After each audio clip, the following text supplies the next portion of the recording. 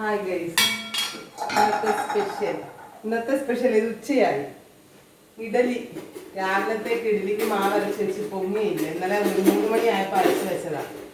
അപ്പം രാവിലെ ഉണ്ടാക്കാൻ നോക്കിയപ്പം മാവ് പൊങ്ങിയില്ല. അപ്പം ഞാൻ ഇപ്പോൾ ഉച്ചയ്ക്ക് ഡ്യൂട്ടി കഴിഞ്ഞ് വന്നിട്ട് ഉണ്ടാക്കിയതാണ്. അപ്പോഴത്തേന് പൊങ്ങി, അടിപൊളിയായി. പിന്നെ ഇഡലി പൊങ്ങാത്തോണ്ട് സാമ്പാറും ഉണ്ടാക്കിയില്ല. ഞാൻ ഇപ്പോഴാണ് സാമ്പാറും ഉണ്ടാക്കുന്നത്. അപ്പൊ ഇന്ന് ഉച്ചയ്ക്ക് ഇന്ന് രാത്രിത്തേക്ക് ഇഡലി. ഇങ്ങനെയുണ്ട് എൻ്റെ ഇഡലി.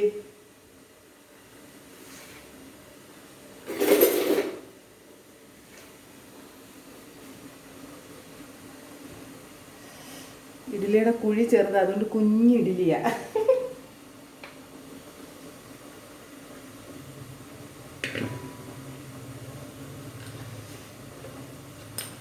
ഇവർക്കൊന്നും ഇഡലി ഉണ്ടാക്കാൻ അറിയത്തില്ല.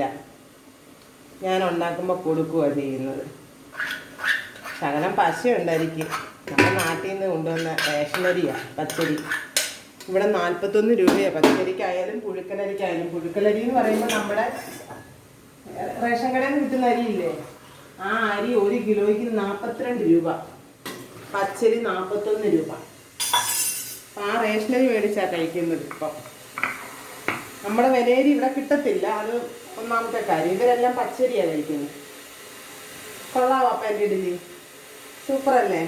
നോക്കിക്കേ, ചിലക്കെ ഇത് പറ്റിയിരിക്കുന്നുണ്ട്. എല്ലാം സൂപ്പറല്ലേ? സാമ്പാർ പിന്നെ മുരിങ്ങയ്ക്കൊന്നുമില്ല. സാമ്പാറിന് ഉള്ളിയും കിഴങ്ങും മാത്രമേ ഉള്ളൂ.